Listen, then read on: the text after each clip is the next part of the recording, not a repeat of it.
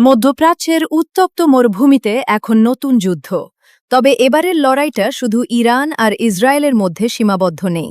আন্তর্জাতিক রাজনীতিতে এক বিশাল বিস্ফোরণ ঘটিয়ে ইরান এবার সরাসরি দাবি করেছে তাদের নিশানায় এখন ইউক্রেন।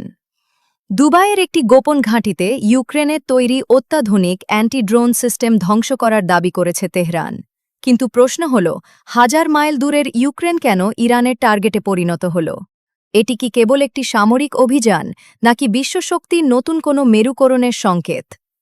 ইরানের দাবি অনুযায়ী দুবাইয়ে মার্কিন সেনাদের একটি গোপন আস্তানা ছিল, আর সেই আস্তানার ঠিক পাশেই মজুত রাখা হয়েছিল ইউক্রেনের তৈরি শক্তিশালী প্রতিরক্ষা ব্যবস্থা।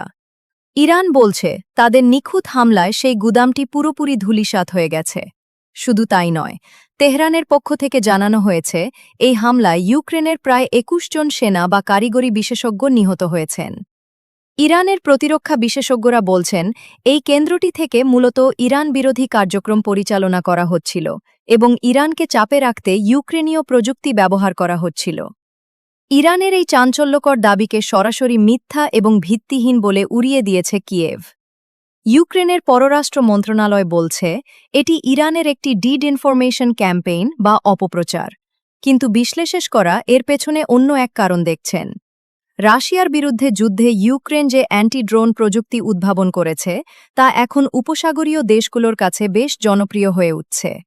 ইরান মনে করছে ইউক্রেন সরাসরি যুদ্ধে না থাকলেও তাদের প্রযুক্তিগত সহায়তা ইরানের শত্রুদের শক্তি বাড়িয়ে দিচ্ছে। ফলে এই হামলা বা এই দাবি আসলে একটি ওয়ার্নিং, যাতে ভবিষ্যতে কেউ ইরান বিরোধী শক্তিকে সাহায্য করার সাহস না পায়। এই ঘটনা মধ্যপ্রাচ্যের দেশগুলোকে এক কঠিন সমীকরণের সামনে দাঁড় করিয়ে দিয়েছে।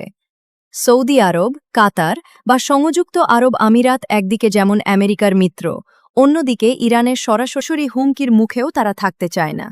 ইউক্রেন ইতিমধ্যে এই অঞ্চলের দেশগুলোর সাথে প্রতিরক্ষা সহযোগিতা বাড়ানোর চেষ্টা করছে। যদি এই উত্তেজনা আরও বাড়ে, তবে এই অঞ্চলটি আন্তর্জাতিক শক্তির এক বড় সংঘাতের কেন্দ্রে পরিণত হতে পারে। ড্রোন বনাম অ্যান্টি ড্রোন প্রযুক্তির এই লড়াই এখন কেবল ল্যাবরেটরিতে নেই, তা নেমে এসেছে রণক্ষেত্রে। ইরান আর ইউক্রেনের এই পরোক্ষ লড়াই শেষ পর্যন্ত কোথায় গিয়ে ঠেকে তা সময়ই বলে দেবে।